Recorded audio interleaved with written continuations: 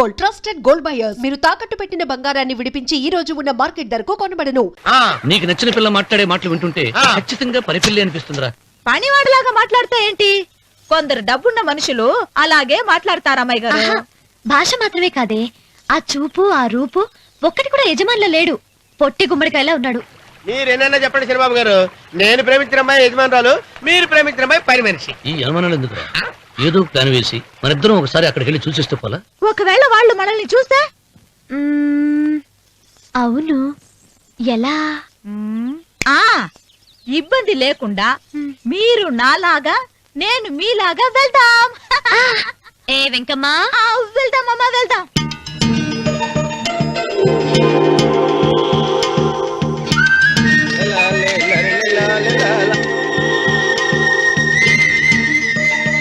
చంద్రబాబు గారు, చంద్రబాబు గారు, అయ్యో బాబోయ్, చంద్రబాబు గారు కొంపలు మునిగిపోయారండి.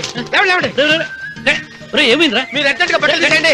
నా బట్టలు తీసేస్తారు. నా బట్టలు కూడా తీయమంటున్నావు, నీ బట్టలు కూడా తీస్తున్నావు. నీకేమైనా మతిపోయిందా? బతిపావటం కదా ఏం మగడ. మన పెళ్లి చూపులకి వెళ్ళి కొమ్మలిద్దరూ అమలుపు దాకా వచ్చారు. ఆ పిల్ల నన్ను చూసిందంటే నా పెళ్లి అయిపోద్ది. నా బట్టలు తీసుకొని బట్టలు నాకు ఇచ్చాయి.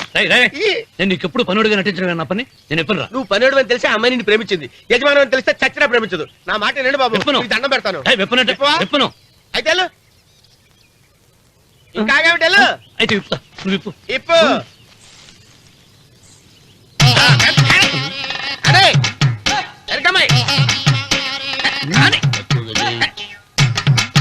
నిన్న నాదే, నేడు నాదే, రేపు నాదే, ఎల్లుండి కూడా నాదే. ఏట్రా కళ్ళు కనపట్టలేదా? కొవ్వెక్కిందా? చంపేస్తాను. అన్నవరం ఏంటి? ఏడ్చేవాడి గడం పక్క, కొట్టేవాడి కుడి పక్క ఉండకూడదంటారు. నరుకుతా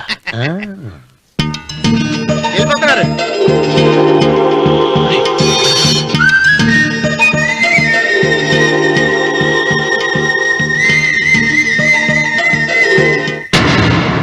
నువ్వే మాకు కొండంత అండ అనుకున్నావు, నిన్నే పిండి పిండి చేసి పారేశాడు. వామ్మో వాయు, ఆ రామన్న చౌదరికి వయసు మీద పడుతుండా ఎంత బలమయ్యా. అతను చెప్పింది నిజం. అది కండబలం కాదు, గుండె బలం. నువ్వేట అయిపోతే ఇక మన సాంబశివరావు ఊరు వదిలిపెట్టి వెళ్ళిపోవాల్సిందేనా?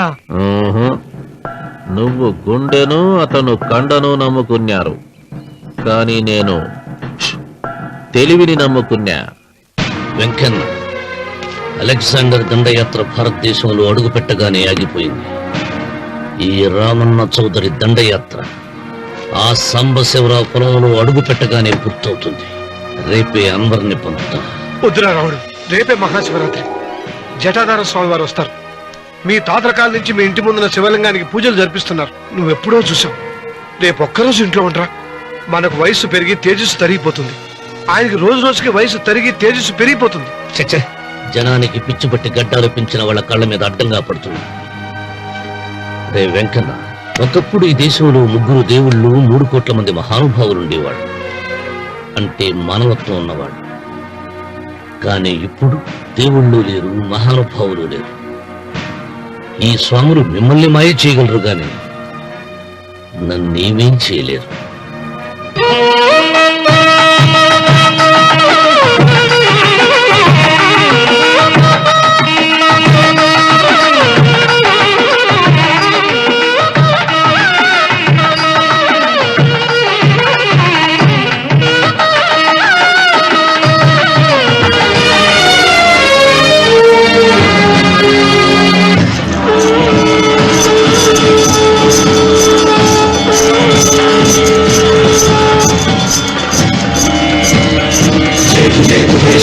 శంకర జయతు జయతు హరవం, జయతు జయతు హే శంభో శంకర జయతు జయతు హరవం, జయతు జయతు హే శంభో శంకర జయతు జయతు హరవం. నాగేంద్రహారాయ త్రిలోచనాయ తస్మాంగరాగాయ మహేశ్వరాయ, నాగేంద్రహారాయ త్రిలోచనాయ తస్మాంగరాగాయ మహేశ్వరాయ, నిత్యాయ శుద్ధాయ దిగంబరాయ తస్మై నకారాయ నమః శివాయ. జయతు జయతు హే శంభో శంకర జయతు జయతు హరవం, జయతు జయతు హే శంభో శంకర జయతు జయతు హరవం. నాగేంద్రహారాయ త్రిలోచనాయ తస్మాంగరాగాయ चन्द्रहाराय त्रिलोचनाय भस्माङ्गनागाय महेश्वराय नित्याय शुद्धाय दिगम्बराय तस्मै नकाराय नमः शिवाय जयतु हे शम्भो शङ्कर जयतु हरमो जयतु हे शम्भो शङ्कर जयतु हरमो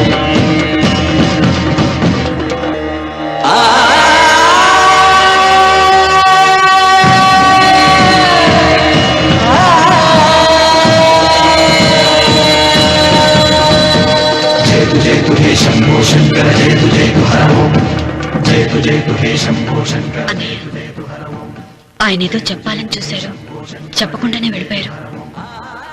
ఇన్ని సంవత్సరాలుగా స్వామి శివుని తప్ప మానవుడిని కంటితో చూడలేదు. ఆయన మొట్టమొదటిసారిగా మీ కుటుంబం వంక చూశాడు. ఆ చూపుకు అర్థం ఏమిటో నాకు తెలియటం లేదు. నాకెందుకో భయం వేస్తోందమ్మా.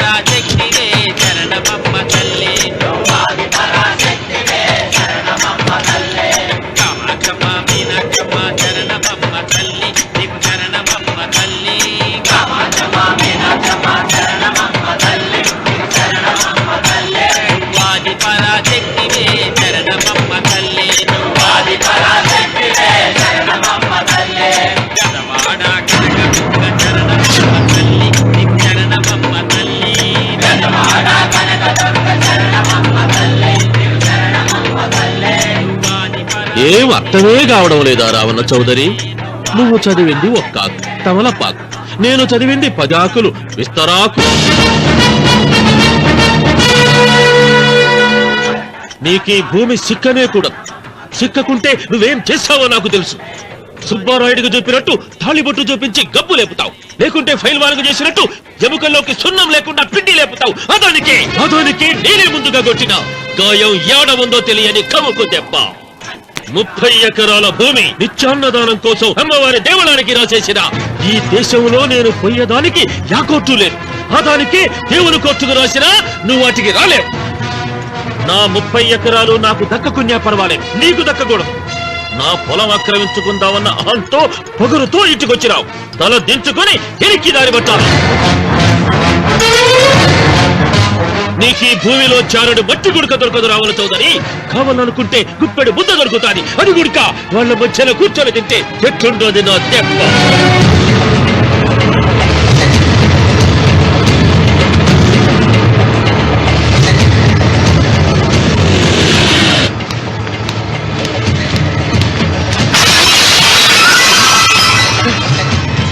ఏమైంది?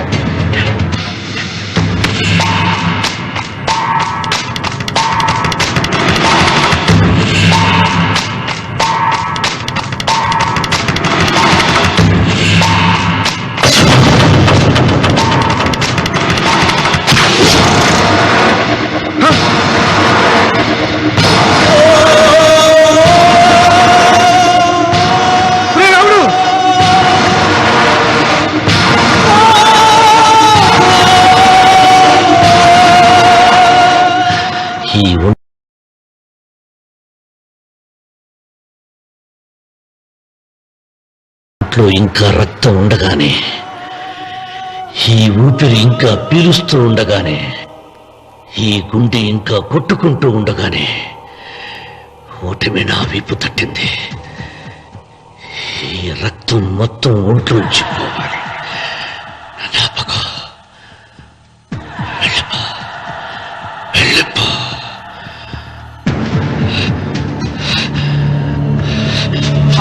అబ్బా అబ్బాయిరా పెళ్లికి వెళ్ళారండి. అయ్యో రే నువ్వు వెళ్ళి డాక్టర్ తీసుకురా. వామ్మో అయ్యో నీ బుర్రే బుర్రా.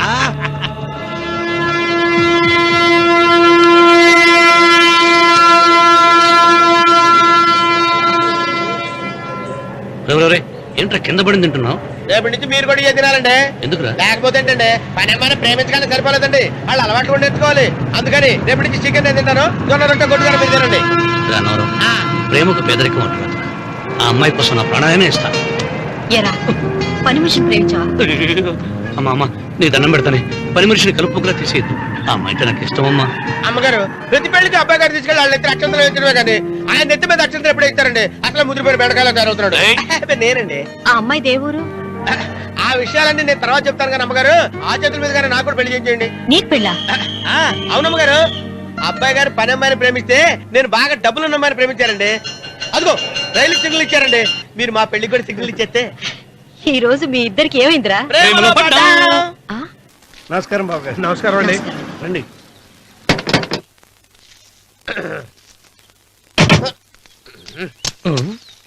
ఏంట్రా అన్నవరం పూజిచ్చి నిలబడ్డావు? అరటిగా లోపల తీసుకురా. నేను తీసుకురానండి. ఏ నన్ను తీసుకెళ్ళమంటావా? మీరు తీసుకెళ్తారు లోపల పెట్టుకుంటారు, మీ ఇష్టం. ఏమైందిరా నీకు? ఏమైందంటారేంటండి, లోపల నా గుండెలకు వచ్చిన ఎంకం ఉందండి. అది నన్ను ఎంత మోసం తెచ్చిందో తెలుసా అండి.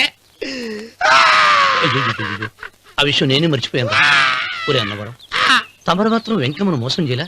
నేనే మోసం చేశానమ్మా. అదేనమ్మా, 100 ఎకరాల పొలం ఉంది, 200 ఎకరాల పొలం ఉంది అని చెప్పావు కదా. అందుకని నోరు మూసుకుని లోపలికి వచ్చి వెంకమ్మను నాకంటే ముందు నువ్వు పెళ్లి చేసుకో.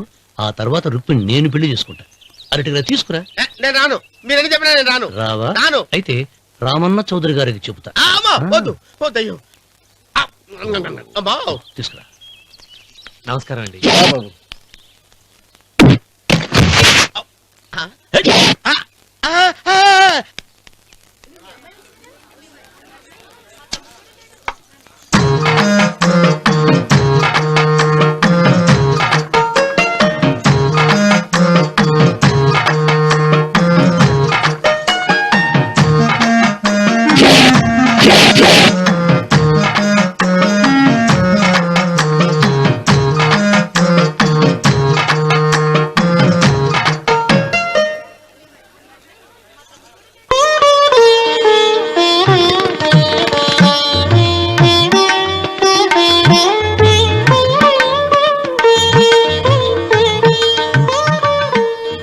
మంత్రులు గారు ఇప్పటికే ఆలస్యమైంది, త్వరగా జాతకాలు చూసి లగ్న పత్రికలు రాయించండి. నేను అదే కంగారు పడుతున్నానండి. ఇప్పటికే ఆలస్యం అయిపోయింది, మంచి ముహూర్తం దాటిపోతుందేమోనని. మీరు మాత్రం ఏం చేస్తారండి, మీ ఊరు నుంచి బయలుదేరి రావాలంటే ఒకవైపు కొండ, ఇంకోవైపు చెరువు, మధ్యలో ఆలయం. ఆలయం లేకపోతే సమయానికి వచ్చి ఉండేవాళ్ళుగా. గాయం ఏడ ఉందో తెలియని కవుకు దెబ్బ 30 ఎకరాల భూమి నిత్యాన్నదానం కోసం అమ్మవారి దేవుడానికి రాసేసిన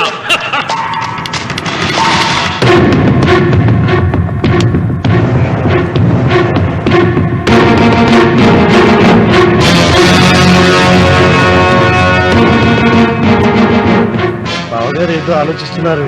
లాంఛనాలు ఏమన్నా కావాలంటే చెప్పమనండి. ఏమిట్రా ఇంకా ఆలోచిస్తున్నావు? రావుడు, వాళ్ళంతా కంగారు పడుతున్నారు. శుభం.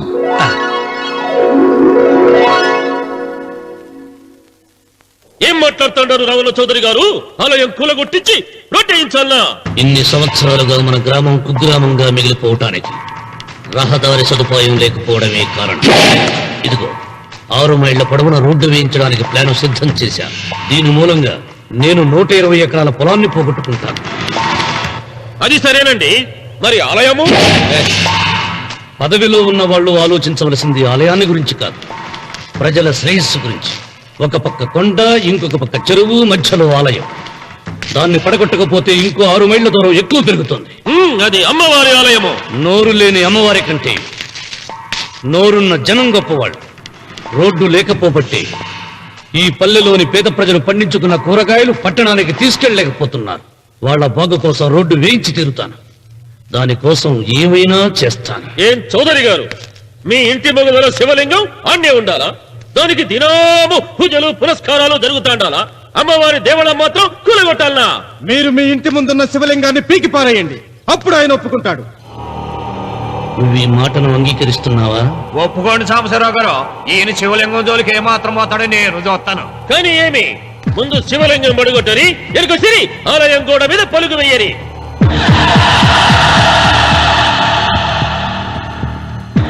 ముందుకేసిన అడుగు వెనక్కి తీసి అలవాటు ఈ రామన్నకు లేదు.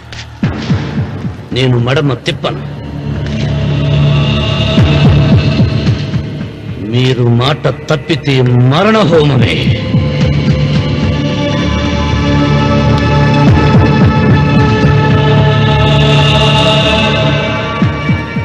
ఊపు చూస్తా ఉంటే శివలింగాన్ని పీకి పారేసెట్టే ఉండాడే.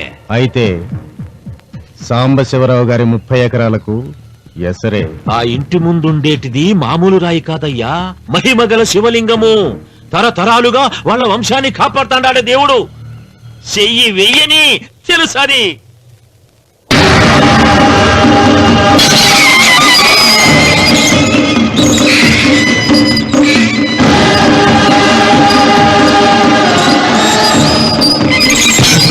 త్వరగా పైన అయ్యగారు వీధి గుమ్మ నుంచి వస్తున్నారమ్మా. వీధి గుమ్మ నుంచి వస్తున్నారు. ఏయ్, ఆ నల్లరాయిని పెకిలించండి.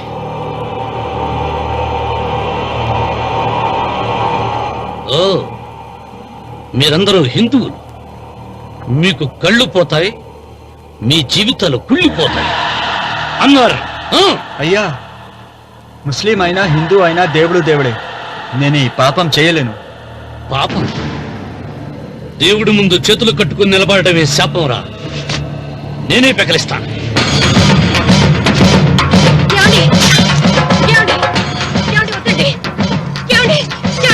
సీత, ఉత్తమ జాతి స్త్రీ ఒక్కసారి కోరిక కోరుతుంది, రెండోసారి అడగకూడదు.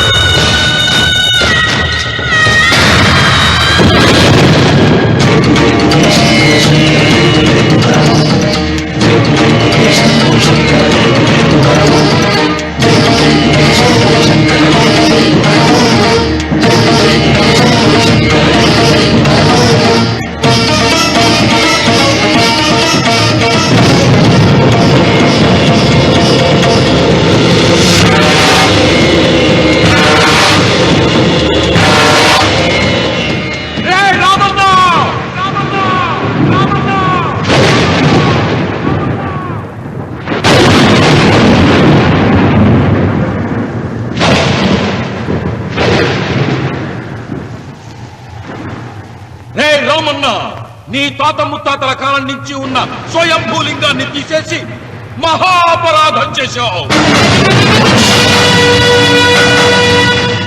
ఏ ఈశ్వరుడు నీ కుటుంబాన్ని వంశాన్ని 3 కళ్ళతో చల్లగా చూస్తున్నాడో ఆ శివుడికి నువ్వు కోపం తెప్పించావు. మాట వేయించడానికి నువ్వే వడివిరా, భగవంతుడే వేయిస్తాడు. అమ్మవారి ఆలయాన్ని నువ్వు తాకలేవు. మళ్ళీ శివరాత్రి నాటికి నీ స్వహస్తాలతో నువ్వు ఆ స్వయంభూలింగాన్ని తీసుకొచ్చి యథాస్థానంలో ప్రతిష్ఠించకపోతే నీ వంశం నిర్వంశమైపోతుంది.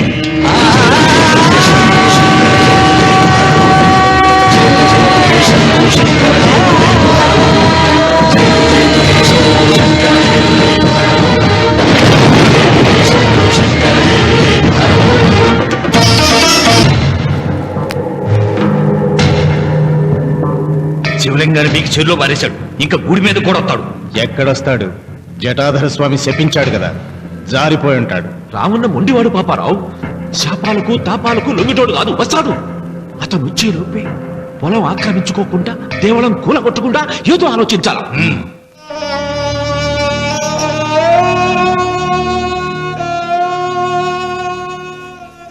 అన్నయ్య, ఆయనతో మాట్లాడే ధైర్యం నాకు లేదు. నువ్వైనా మాట్లాడి మళ్ళీ శివలింగాన్ని ఇక్కడ ప్రతిష్ఠించమని చెప్పు. వాడిని గురించి నాకంటే నీకే బాగా తెలుసమ్మా.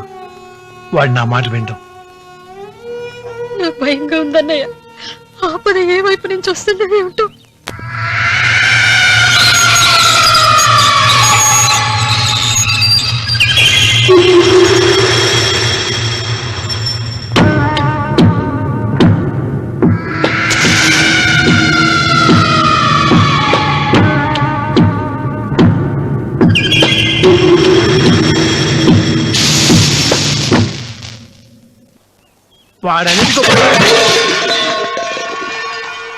అరే ఏమిటై పని?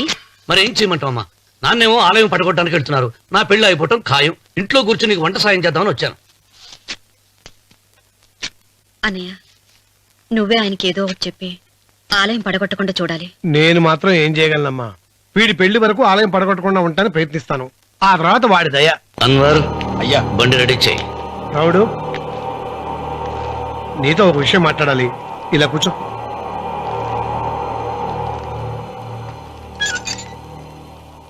ఆలయం విషయంలో నీ పంతం మానుకోవా? నిన్న జరిగింది మరచిపోను, నేడు జరగాల్సింది వాయిదా వేయను, రేపు జరగబోయే దాన్ని గురించి ఆలోచించను. ఆలయాన్ని ఈ రోజే పడగొట్టిస్తాను. నీకు కావాల్సింది పొలం కదా, ఆలయం జోలికి ఎందుకు వెళ్ళటం? ఆ పొలం నాకు దక్కకుండా అడ్డుపడింది అమ్మవారి ఆలయమేగా. ఆలయాన్ని పడగొడితే ఆ పొలం నీదవుతుందా? అవుతుంది. ఆ సాంబశివరావు పొలాన్ని రాసింది ఆలయానికిగా. ముందు ఆలయాన్ని పడగొట్టించి ఆలయమే లేదు కాబట్టి ఇక పొలం ఎందుకని ప్రశ్నించి అప్పుడు నా స్వాధీనం చేసుకుంటాను. కొడుకు పెళ్లికి తాంబూలాలు పుచ్చుకున్నావురా, 3 ముళ్ళు వేయించకుండా ఆలయం పడగొట్టాలని బయలుదేరుతున్నావు. ఇది ఏమన్నా ధర్మంగా ఉందా?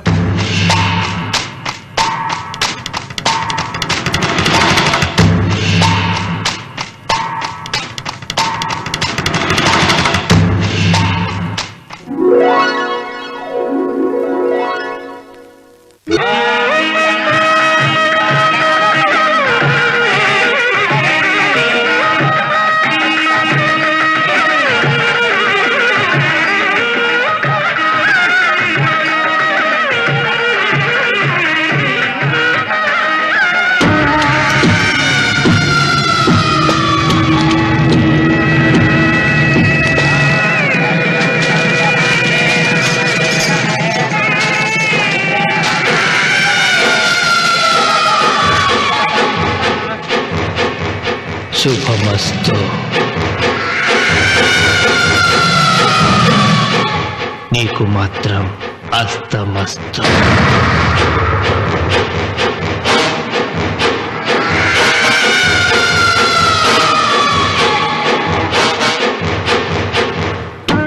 పెళ్లి కూతురి కంటే నువ్వే అందంగా ఉన్నావు.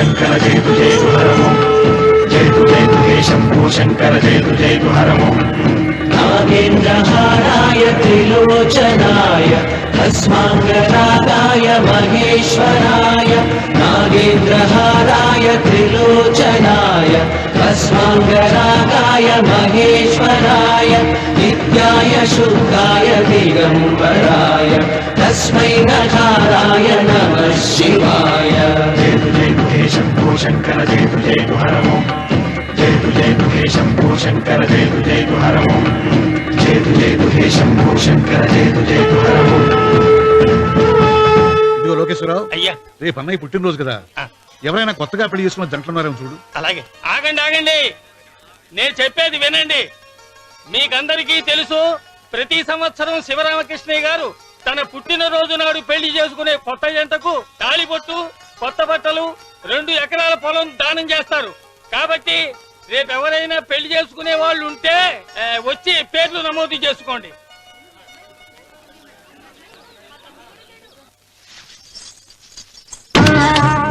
పర్వాలేదులే, భగవంతుడు చల్లగా చూసుంటే శోభనం గదిలో నీ కొంగుముడి విప్పాల్సిన వాణ్ణి. డబ్బుందని రామనని పెళ్లి చేసుకున్నావు కదా. భిక్షపతి, నేను నీ వదిన్ని. కళ్ళు పోతాయా? పోనీ, నిన్ను అనుభవించాక కళ్ళేమిటి? ప్రాణం పోయినా పర్వాలేదు. నోర్మయ్య, ఏంట్రా, ఏం చేస్తున్నావు ఇక్కడ? ఏం లేదు నాన్న, పాలేమన్నా ఉంటే ఒక బిందెడివ్వు, నేను కూడా శివలింగం మీద పోస్తాను అంటే నోర్మి అంటుంది. మూసా పోస్తాను వదినా. ఏమా, వాడేమన్నా వాగాడా?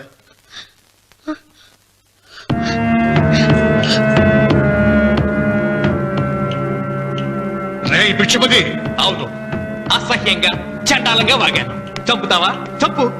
మీ తాత ముత్తాతలు జంతువులు చంపితే నువ్వు నన్ను చంపు. చంపి నా తల కూడా గుమ్మానికి వేలాడగట్టు. ఇదిగో, పుట్టినప్పటి నుంచి సీత నా భార్య అనుకున్నాను, ఆరాధించాను. నేను తాగుబోతుని, తిరుగుబోతుని, లపుట్టు వేదవునని చెప్పి ఆ సీతకు రామన్న చౌదరి గారికి దగ్గరుండి పెళ్లి జరిపించావు కదా. వాళ్ళ కాపురం కూల్చే వరకు నాకు మనశ్శాంతి ఉండదు. సీతని కట్టబెడితే పీటల మీద విషం దాకా చచ్చిపోతుందని బంగారు లాంటి రామునికిచ్చి పెళ్లి చేయించానురా. వెంటనే నీ పద్ధతి మార్చుకోకపోతే నువ్వు తినే అన్నంలో విషం కలిపి తప్పేస్తాను వెధవా. వద్దు నాన్న, వద్దు. ఈ చెప్పు దెబ్బ ఎప్పుడో కొట్టుంటే బాగుపడి ఉండేవాడిని.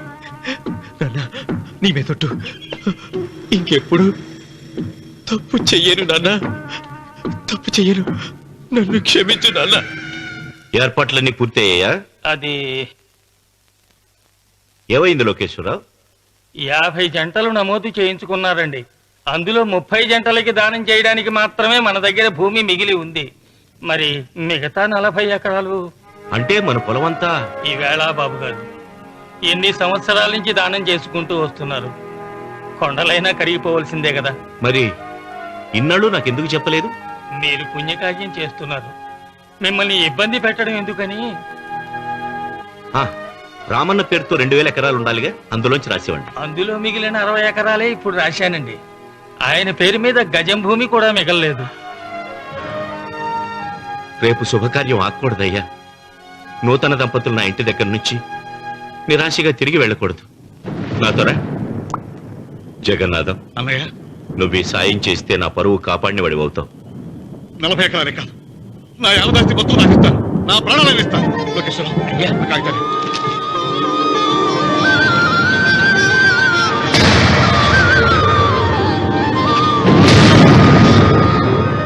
మీ కుటుంబం 10 కాళ్ళ పాటు చల్లగా ఉండాలయ్యా.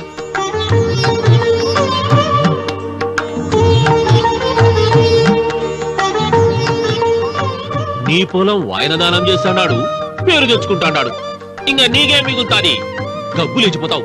తొందర పడకు, చూస్తావుగా. ఒరే రావుడు, ఈ భోజనాల కార్యక్రమం చూస్తుంటే నాకు తిరుపతి దేవస్థానం గుర్తుకొస్తోందిరా. నువ్వైనా చెప్పచ్చు కదా మీ నాన్నకి, ఈ దానాలకు అంతే లేదా? ఎదుటివాడికి ఇంత పెట్టడంలో ఆయన ఆత్మసంతృప్తి పొందుతున్నారు. ఆ పుణ్యమే ఆయన నిండు నూరేళ్లు బ్రతికిస్తుంది. నువ్వు అన్నం వడ్డించింది ఇదంతా నీ పుణ్యమేరా. అంత మాటలు కన్నయ్య. హర హర మహదేవ్ శంభో శంకర. ఓం నమః శివాయ. పెదనాన్న, ఏం బాబు, పెదనాన్న నాన్న ఏమిట్రా? నాన్న నోరు ఏమిటో చెప్పరా? మా నాన్న నోరు తెరిచి నిన్ను అడగలేక నాకు దస్తావేజీలు ఇచ్చి పంపించాడు. దేనికి? మీరు మా దగ్గర తీసుకున్న పొలానికి గాను రుణపత్రం రాయించుకు రమ్మన్నాడు.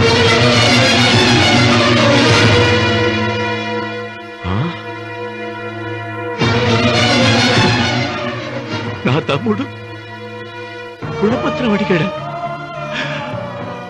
అయ్యో, సంతకం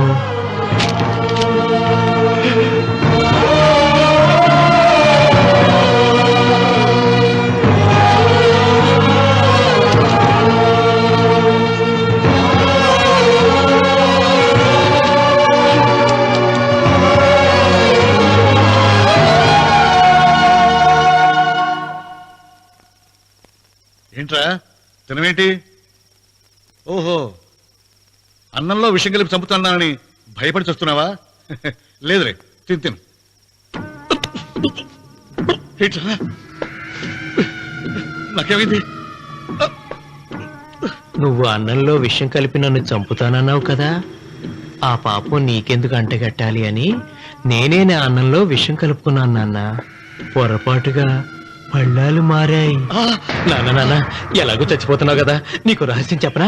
ఇంతకు ముందే మీ అన్నయ్య చేత దొంగ దస్తావేజీల మీద సంతకం పెట్టించుకున్నా. వాళ్ళని వీధిలోకి తీసుకొస్తా. నాన్న ఈ రేతో నీకు చెప్పాక నేను ఎందుకు బతికిస్తాను? నాన్న చిన్నప్పుడు నీ గుండెల మీద ఆడుకుంటే తెగ ఆనందపడేవాడు కదా, పోయేటప్పుడు కూడా ఆడుకుంటా ఆనందపడే. చల్ చల్ గుర్రం చలాకి గుర్రం, చల్ చల్ గుర్రం చలాకి గుర్రం, చల్ చల్ గుర్రం చలాకి గుర్రం, చల్ చల్. నాన్నా నాన్నా, అయ్యో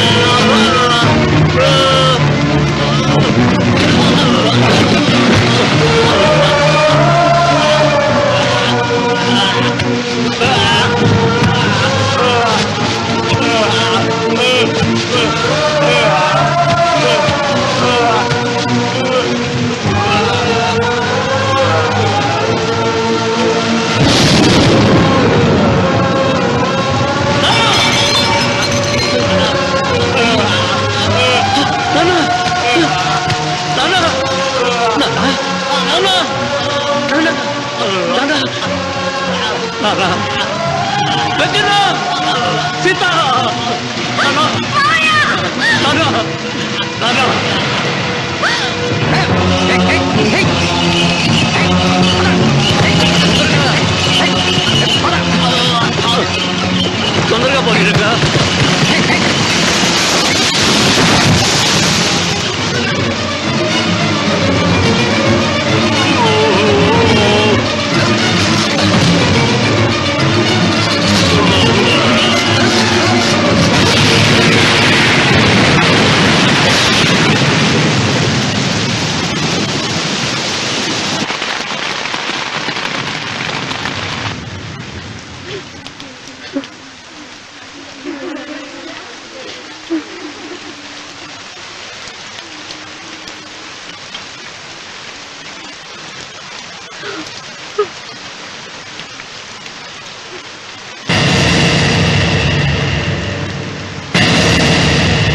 అందరికీ నమస్కారం.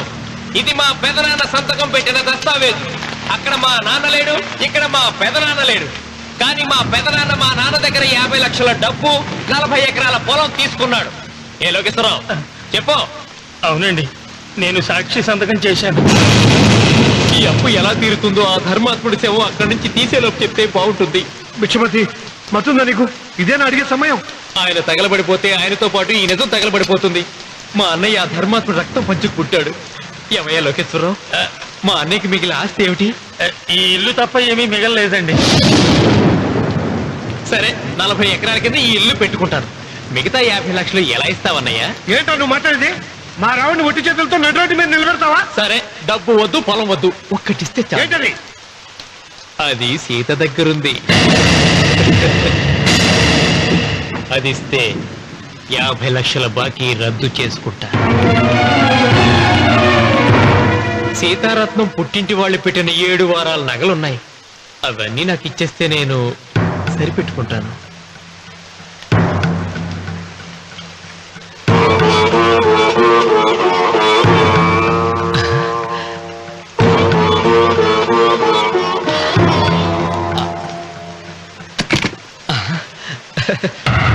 అదేమిటి, నీ మెళ్ళ ఉన్న మంగళసూత్రం బంగారం కదా, అది కూడా తీసిపెట్టు.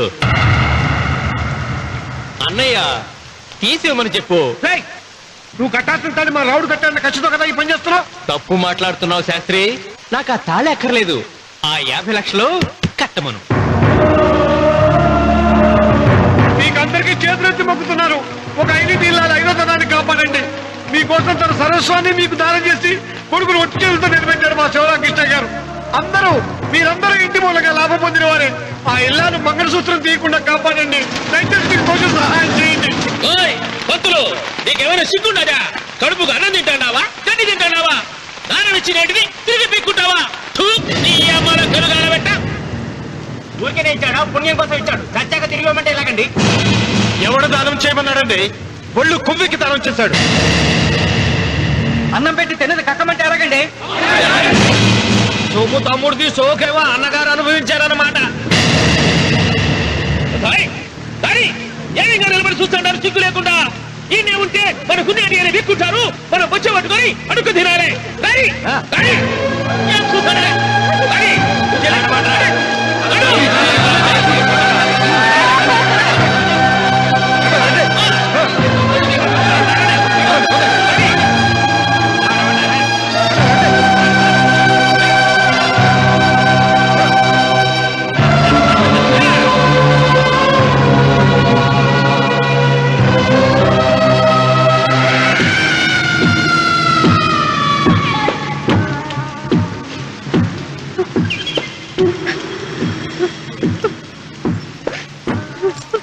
అమ్మ సీత,